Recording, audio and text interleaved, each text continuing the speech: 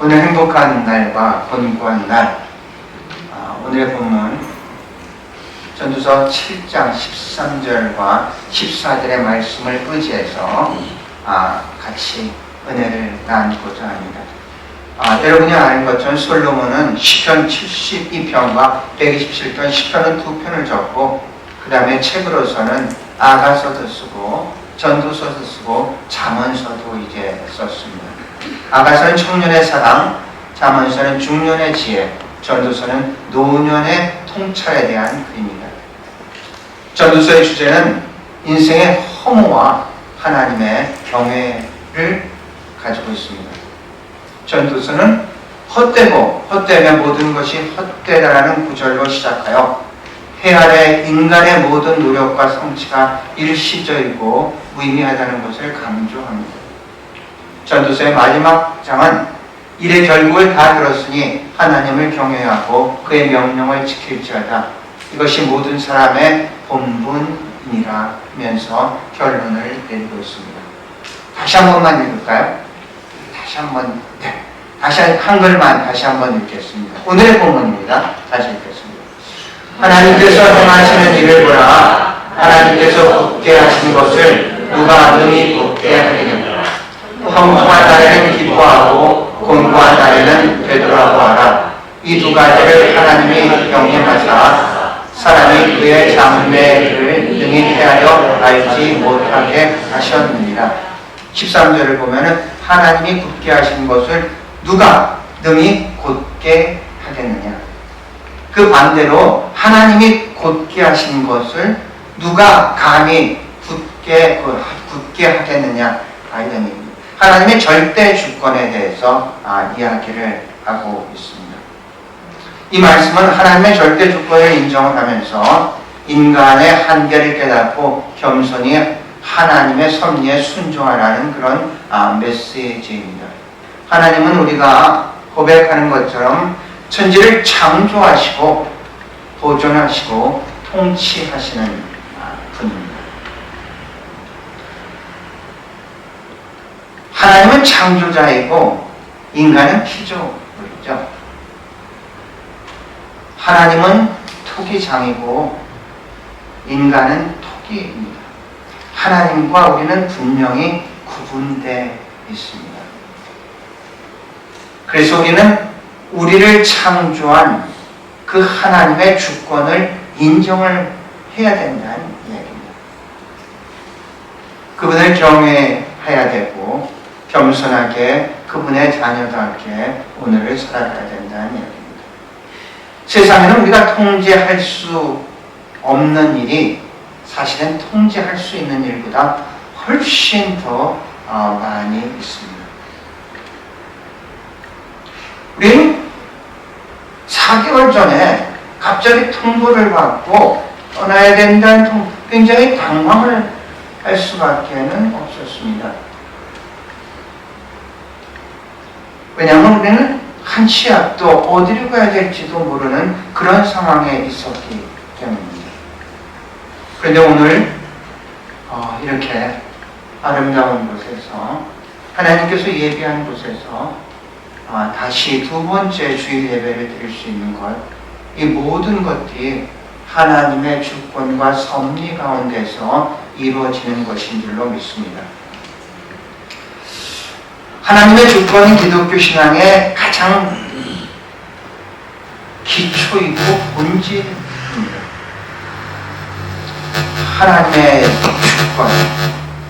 하나님께서 모든 것을 다스리시기에 우리의 인생에 여러 가지 어려움이나 시련이 찾아오더라도 우리는 그분 안에서 소망을 찾고 안식을 누릴 수가 있습니다. 우리는 다양하게 여러 가지의 많은 문제에 접합니다. 그 다음에 어떤 일들이 일어날지는 잘 모르죠. 하지만 우리가 하나님의 주권과 하나님의 섭리를 분명히 믿는다면 그 사건으로서 결코 우리가 좌절하거나 절망하지 않는다는 얘기입니다. 하나님의 생각과 인간의 생각은 다릅니다. 하나님의 길과 인간의 길은 다릅니다. 하늘이 땅보다 높은 것 같이 하나님의 생각은 인간의 생각보다 높고 하나님의 길은 인간의 길보다 높은 줄로 믿습니다. 이사야의 고백입니다. 이사야서 55장 8절과 9절의 이사야의 고백인데, 우리가 이 땅에서 세상을 보는 것과 하늘에서 세상을 보는 것과는 많은 차이가 있다는 얘기입니다. 하나님의 관점과 사람의 관점은 많은 차이가 있다는 얘기입니다. 처음에 목회를 시작하는 곳이 청주입니다. 미국에서 임명을 받기를 부산으로 임명을 받았습니다.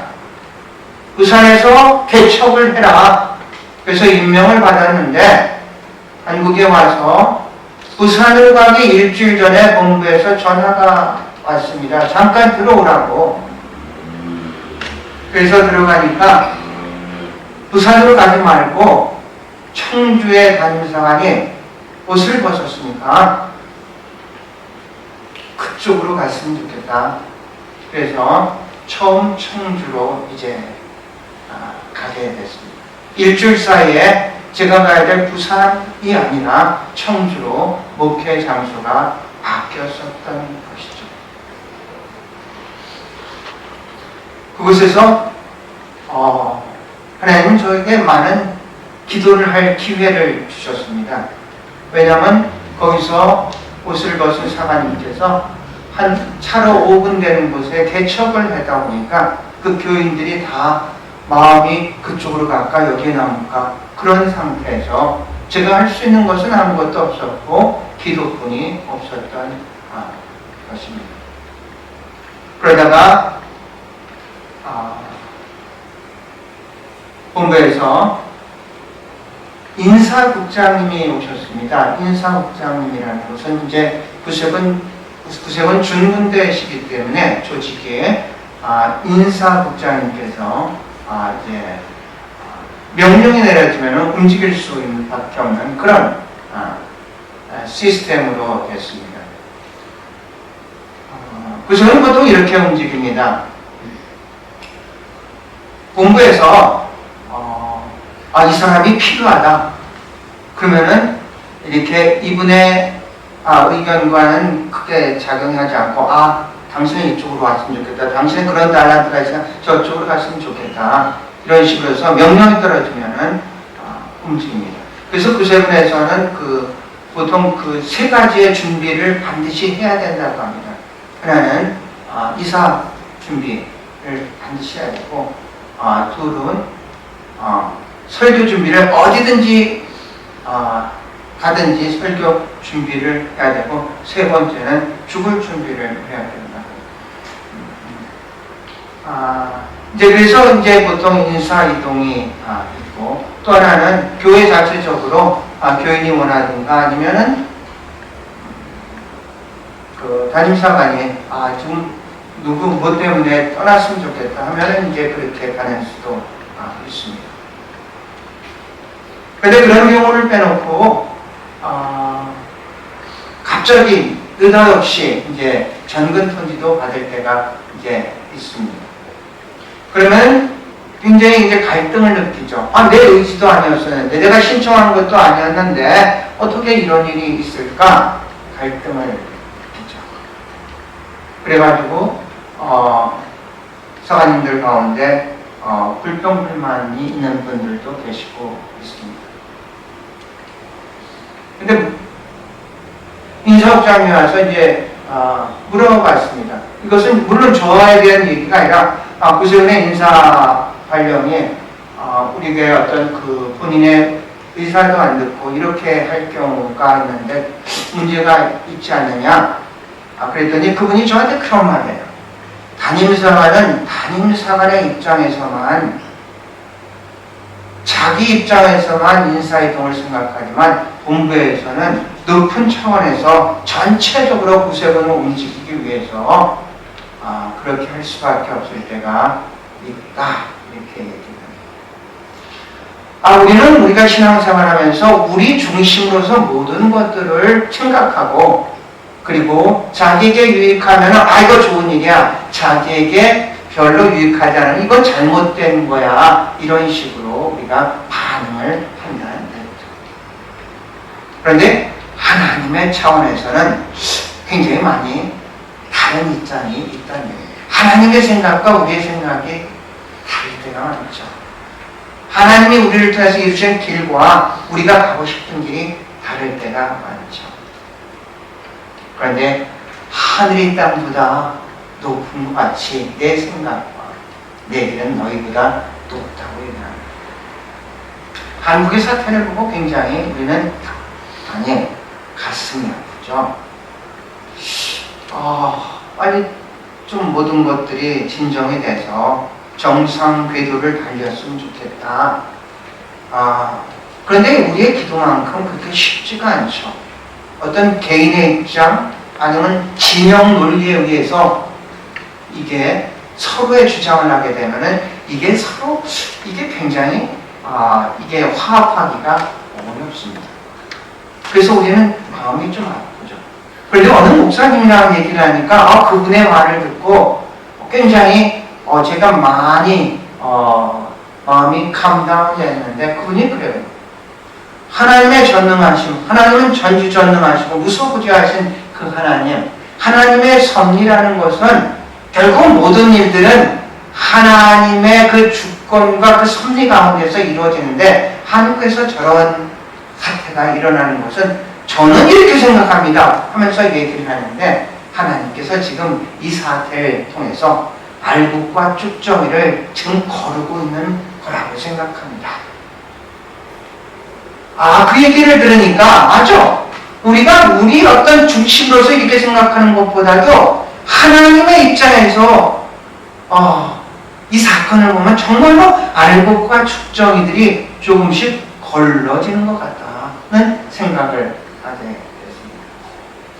우리는 우리가 이해되지 않는다고 그게 잘못됐다거나 그게 없다거나 이런 게 아니라는 얘기죠.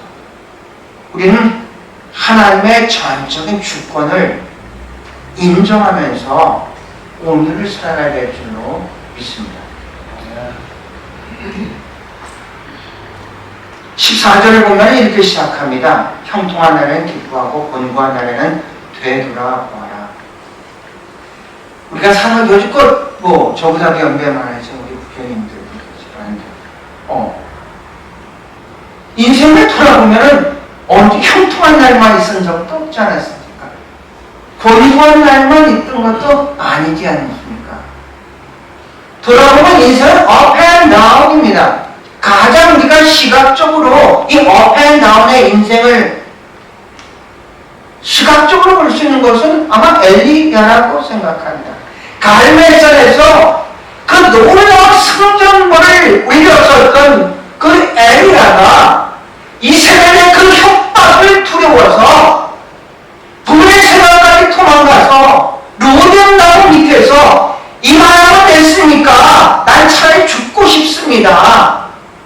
이렇게 했던 그 엘리야가 거기서 천사를 만나서 다시 새 힘을 얻고 호렙산으로 올라가 사명을 받고 다시 세상으로 나가는 이게 보통 우리가 일반적으로 우리가 겪었었던 그런 우리의 인생의 어떤 요약이라고 할 수가 있을 것 같습니다. 인생은 up and down으로 이렇게 가고 있습니다. 형통한 말이 그런 거 아니잖아요. 그런데 형통한 날도 있었죠. 그럼 형통한 날은 본문에는 어떻게 하냐? 형통한 날에는 그것이 하나님의 축복인 줄 알고 감사하고 기뻐하라고 하고 있습니다. 우리가 뭔가가 잘 형통하다는 건 뭔가가 잘 되는 겁니다. 아주 모두가 순탄하게 가고 순풍에 돛단 듯이 잘 항해를 할 수 있는 이런 날을 얘기합니다. 이런 날이 계속되면 우리는 착각하는 게 있는데 이게 내가 잘해서 하는 거 아니야? 내가 열심히 노력해서 하는 거 아니야? 형통한 일은 하나님께 감사하고 기뻐해야 되는데 그것이 퇴색이 되든가 변질이 돼가지고 형통한 통하면 기뻐하며 그만한다는 얘기입니다. 내가 했어. 내가 한 거야. 기쁨이라는 것은요, 이건 하나님 나라가 임했을 때의 상태가 어떠냐. 하나님 나라가 만약에 여기에서 이제 우리 여기에서 하나님의 나라가 임하면 어떤 상태냐. 로마서 14장 17절 보면 하나님의 나라는 먹는 것과 마시는 것이 아니라 오직 성령 안에서 의와 평강과 희락이라고 했습니다. 기쁨이라는 것은 정말로 축복이죠. 갈라디아서 5장 22절을 보면 성령의 9가지가 나오는데 두 번째 열매가 희락입니다. 기쁨입니다. 여러분, 기쁨은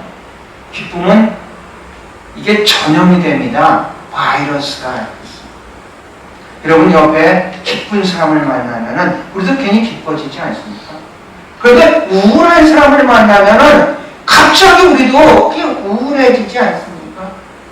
기쁨은 자기만의 문제가 아니라 그 기쁨을 누리고 있는 사람이 어디를 가든지 그 사람을 통해서 그 주변에 기쁨이 나누어지는 줄로 믿습니다. 김여사한테 제가 감사하는 것은 방금 저랑 싸움하고도 전화 받을 때 보면 얼마나 그렇게 명랑한지 몰라요. 얼마나 바깥에 전혀 상상할 수 없는 그 전화 받을 때 그것도 누가 오잖아요. 언제 그러느니 막 저한테 너무 잘하는 거예요.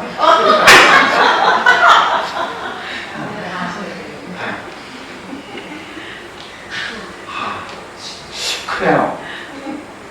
우리가 그 기쁨이라는 게 하나님의 나라가 임했을 때 임하는 게 기쁨이고요. 성령이 충만할 때 열매로 나타나는 게 기쁨이라는 얘기입니다.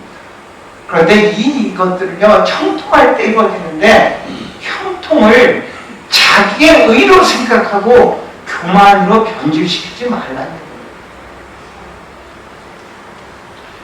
여러분, 호의가 마치 자기의 권리인 것처럼 받아들인 사람이 많지 않습니까? 처음에는 안 그렇습니다. 처음에는 뭔가에게 베풀어주면 정말 감사해요. 근데 계속해서 몇 번 지속이 되면은 나중에는 자기의 권리로 알고 있고 감사도 하잖아요. 그래서 베풀면서 기대를 하면은 언젠가는 시험에 듭니다. 호의가 권리가 아닌데 그런데 자기의 권리를 생각합니다.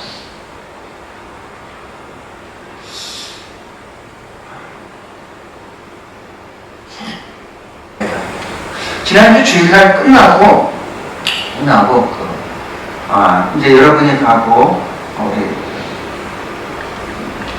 청년부들이 남았는데 엄영희 집사님께서 이제 같이 청년부들 남아서 청년부들한테 이제 거기 아이스크림도 가지고 이제 그랬어요. 그러면서 저한테 이제 그렇게 얘기를 해요. 사관님한테 복을 제가 드리겠습니다. 무슨 복이요? 전화 위복을 드리겠습니다. 그러니까 지금 김유 사관님 이제 다쳐가지고 병원에 가서 그래서 오히려 이 사건이 화가 변해서 이제 복이 된다는 게 전화 위복을 드리겠습니다. 그렇게 그래 감사합니다. 그랬어요. 그래서 이제 지난 목요일에는 영성 세미나를 갔습니다. 영성 세미나를 간 이유는 이제 김종규 목사님 지난주 축도하신 분, 그 김종규 목사님이 영성 세미나에서 김종규 목사님 따로 사드리지 않고 제가 거기 세미나에 가서 거기 모든 회원들을 사드리겠습니다. 그래서 이제 영성 세미나를 갔어요. 그래서 다행히도 감사하게도 7명 그냥 왔더라고요. 얼마나 감사한지 모르겠어요. 근데 이제 식사하러 가가지고 그게 이제 다 이제 김종규 목사님이 이제 이걸 아니까 김 여사님은 어떻습니까? 지금 허리 부러져가지고 이제 수술을 했습니다. 그랬더니 이분이 저를 위로하면서 이렇게 말씀해요. 호사당합니다. 그러니까 좋은 일이 있으면은 이게 또 나쁜 일도 있습니다. 이제 그래서 호사당하니까 뭐 괜찮습니다. 이렇게 그래서 제가 그렇게 얘기했어요. 지난주에 마치 우리 교인 중에 한 분이 전화위복을 받으시라고 했는데 목사님 아십니까? 호사다마와 전화위복이 만나면 세옹지마입니다. 그렇죠? 호사다마와 전화위복이 만나면 세옹지마. 여러분이 알고 있으면 세옹지마라는 곳은 이제 변방에, 중국의 변방에 어느 노인이 말을 이제 키우는데 말이 집을 나갔어요. 그러니까 사람들이 와서 참 안 됐습니다. 막 위로를 하니까 괜찮습니다. 오히려 이게 뭐 복이 될 줄 알았습니까? 근데 얼마 안 있으니까 그 말이 아주 신실한 말 하나를 더 들고 왔어요. 그러니까 또 사람들이 와가지고 와 축하합니다. 꼭 축하받을 일은 아니고 또 어떻게 될지 알겠습니까? 그랬더니 아들이 그 말을 타다가 다리가 부러졌어요. 그러니까 또 와가지고 참 안 됐습니다. 그랬더니 뭐 꼭 안 되는 것은 아닙니다. 어떻게 될 줄 아십니까?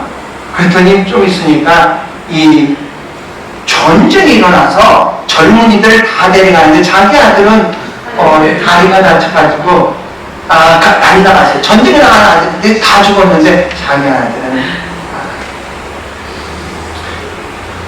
바로 인생은 어떠한 경험이고 세옹지마와 같은 거죠. 그 사건 하나 때문에 막 즐거워할 것도 없고 그 사건에 좌절하고 절망할 것도 이제 없다는 얘기입니다. 우리한테 어떤 일들이 일어나든지 그런 사건을 통해서 말씀하시는 하나님의 뜻을 우리가 먼저 구해야 될 줄로 믿습니다.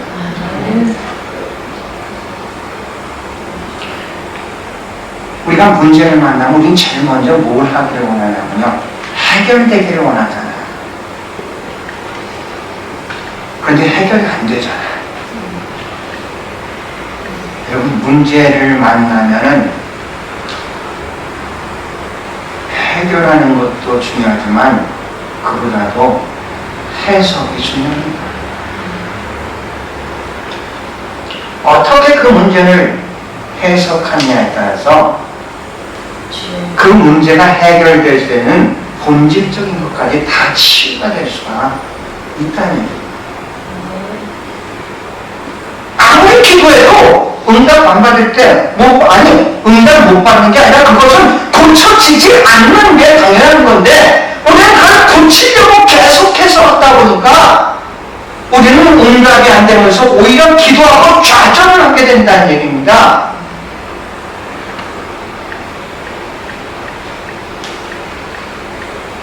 사도 바울은요, 육신에 가시가 있었는데 이거는 꼭 정말 간절하게 기도를 했는데 응답이 안 됐습니다. 아니 고쳐지지 않은 게 하나님의 응답이었습니다. 바울은 말씀을 듣죠. 내가 약한 중에 강해질 거야.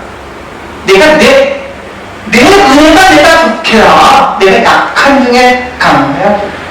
그러니까 바울이 약하기 때문에 더 강한 하나님을 의지하다 보니까 더 강해진다는 이게 바울에게 응답이었습니다. 가끔 여러분에게 말씀드릴 때 니쁜 지치가 의심하니까 잘 사지가 없는 겁니다. 그래서 그렇게 기도를 해요. 하나님 내 일을 반드시 좀 발전하고 잘 좀 생기게 해주세요.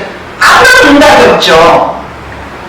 그래서 좌절했습니까? 아닙니다. 그 사건을 새롭게 하나님의 뜻에 맞게끔 해석하면서 그는 놀라운 일들을 하게 되었다는 얘기예요.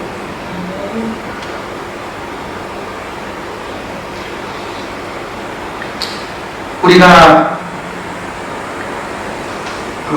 수요 성경 공부에 이제 어성경을 하는데 지난주는 전체적으로 구약의 책들에 대해서 잠깐 간단하게 봤는데 여러분이 그 민숙이라는 넘버였습니다, 영어로. 그런데 원래 전 제목은 베미드바르입니다. 베미드바르. 광야라는 뜻입니다. 광야에서. 자, 광야를 생각하면 굉장히 어려운 곳이죠. 힘든 곳이죠. 그런데 이 베미드바르에서 같은 어근을 가진 게 나바르입니다. 나바르는 말씀이라는 뜻입니다. 같은 어근이 드비르라고 합니다. 이것은 지성소입니다. 광야는 문제가 있는 것이죠. 어려운 곳이죠. 그런데 바로 그곳에서 하나님의 임재가 있고 하나님의 말씀이 있는 줄로 믿습니다. 여러분 가운데 지금 광야에 계신 분이 있습니까? 지금이 내가 하나님의 임재와 하나님의 말씀을 바로 들을 때인 줄로 믿습니다.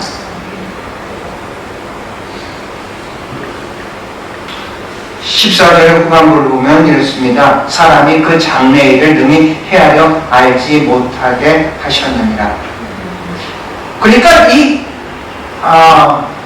이게 좋은 일과 나쁜 일이 이제 계속해서 있는데 그것을 갖다가 언제 그렇게 될지 저희들이 이제 모른다는 얘기죠. 하나님께서 그런 것은 인간이 자신의 한계를 깨닫고 하나님을 의지하면서 살도록 하기 위함입니다. 미래를 알 수 없는 상황은 인간의 교만을 막고 믿음과 겸손을 기르며 하나님의 선하신 계획을 신뢰하게 됩니다. 인간은 자신의 어리석음을 알면 알수록 하나님을 더 의지하게 되어 있습니다.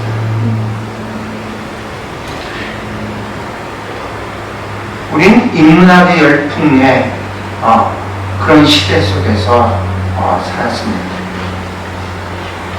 인문학이라는 것은 인자는 사람 인자고 문자는 그럴 문자인데 이것은 인간의 자취, 흔적을 얘기합니다. 인문학은 인간의 자취와 흔적, 철학이라든지 역사라든지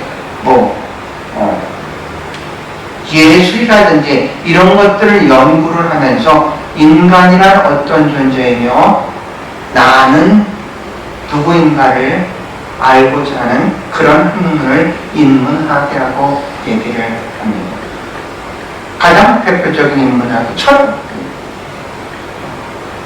철학의 아버지는 탈레스인데 우리가 왜 소크라테스를 그렇게 가장 이 철학에 뛰어난 사람으로 생각하여 소크라테스부터 바로 인간에 대해서 이제 연구를 하기 시작했습니다. 소크라테스가 너 자신을 알라라는 말, 아니 그런 여러분 너 자신을 알라라는 그 말이 무슨 얘기인지 아십니까? 이런 얘기입니다. 너 자신이 얼마나 어리석은 존재인지를 알라라는 얘기입니다.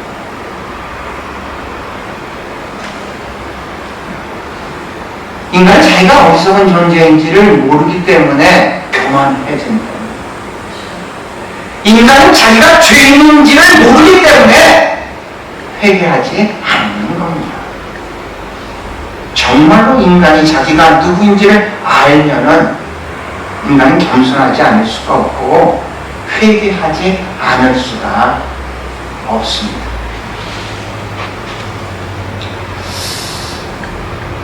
이제 2025년이 이제 벌써 2주째로 흘러가고 있습니다. 어떤 일들이 우리를 기다리고 있는지 우리가 잘 알 수가 없죠. 마치 본문에서 얘기하는 것처럼 어떤 좋은 일, 어떤 나쁜 일이 어떻게 우리한테 일어날지 우리가 잘 알 수가 이제 없습니다. 우리는 어떻게 2025년을 살아가야 됩니까? 아니면 우리는 우리의 인생을 어떻게 우리는 태도로서 바라보아야 되겠습니까? 우리는 첫 번째 말로 하나님의 주권을 우리가 분명히 인정해야 됩니다. 두 번째로는 우리의 연약함을 깨닫고 세 번째로는 하나님의 섭리를 갖다가 우리가 알아야 됩니다. 하나님의 섭리라는 것은 겁니다. 하나님의 그 놀라운 주권자, 창조하시고 보존하시고 통치하시고 바로 그분의 뜻 가운데서 앞으로의 인간의 세상의 삶과 계획을 펼쳐놓는 것이 그게 섭리입니다.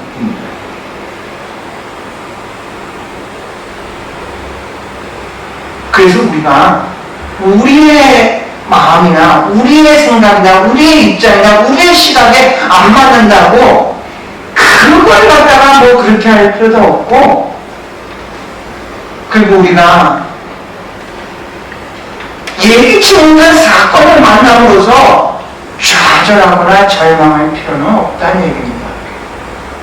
하나님은 분명히 하나님의 백성을 불꽃 같은 눈동자로 지키시고 보호하시고 인도하시고 큰 초장 맑은 시냇 물가로 하나님의 백성을 인도하여 주실 줄로 믿습니다.